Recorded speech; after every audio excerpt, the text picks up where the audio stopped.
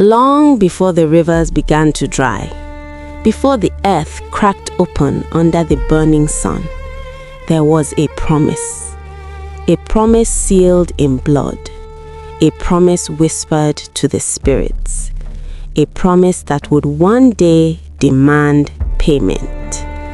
And when that day came, the spirits did not forget. In the great kingdom of Oduoma, life flowed from the river Neka. Women washed their clothes along its banks. Fishermen cast their nets at dawn. Children laughed as they chased crabs along the shore. But one season, the river stopped rising. The rains failed. The crops withered. The fish disappeared. The earth cracked like broken pottery. The people gathered before Chief Obasi, their aging but proud ruler, dressed in royal wrapper cloth and coral bead necklaces that symbolized authority. Beside him stood his daughter, Amara. Amara was not like the other maidens of the village. While others learned weaving and marriage songs, Amara learned history. She listened to the elders. She asked questions, dangerous questions. That night, the village oracle, Mama Ejiro, her face marked with white chalk symbols and cowrie shells braided into her silver hair, entered a trance before the sacred shrine. The air grew cold. Her voice changed. The river mother is angry. The crowd gasped. She has come to claim what was promised. Silence. A bride.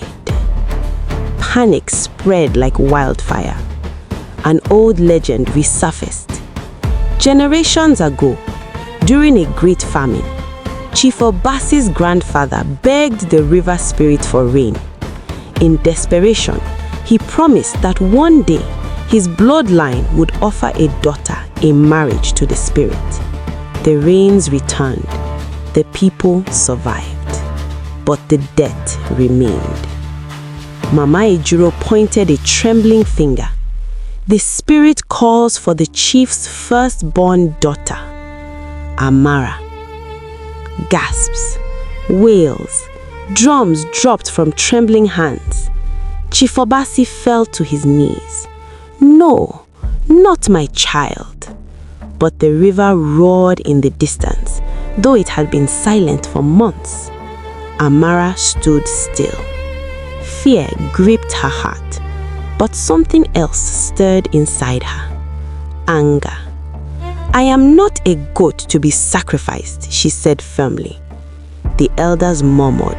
Some called her disrespectful, but Amara continued. If the river wants a bride, let it speak to me itself. That night, under a full moon, Amara walked alone to the riverbank. The air shimmered, mist rose from the dry riverbed, and then the water began to move. From the center of the river emerged a tall figure, translucent, glowing blue like moonlight on water. He wore ancient coral beads and a crown shaped like flowing waves. His eyes held centuries. I am Azuka, guardian of Neka. His voice echoed like water in a cave. You carry our blood. Amara's breath caught. What do you mean? Azuka revealed the truth. Generations ago, the river spirit had not only made a bargain, he had fallen in love. Amara's ancestor had been half spirit, which meant so was Amara. The drought was not punishment. It was imbalance. The spirit world and the human world were drifting apart. Only someone who belonged to both could restore harmony. You are not a sacrifice, Azuka said. You are a bridge. Azuka explained the cost. If Amara agreed to join the spirit realm fully, the river would return forever. But she would leave the human world behind. If she refused, the drought would consume Oduoma. Amara's heart shattered. She loved her father. She loved her people. She loved the feel of soil beneath her feet. Why must it be me? Because you are the only one who can walk in both worlds. At dawn, the villagers gathered for the ritual. Drums beat slowly. Women sang mourning songs. White chalk symbols were drawn across Amara's arms. Chief Obasi wept openly. "My daughter, forgive me." Amara embraced him. "This was not your promised father, but it is my choice." She stepped into the river. The water glowed. Wind swirled violently.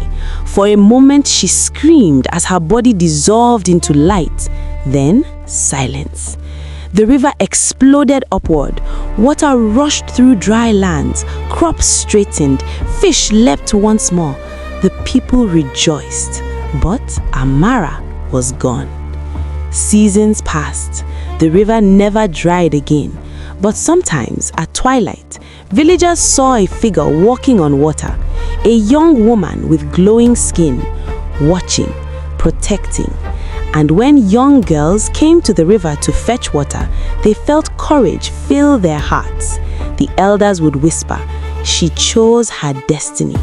And from that day forward, Oduoma no longer feared the spirits because they understood the spirits were family.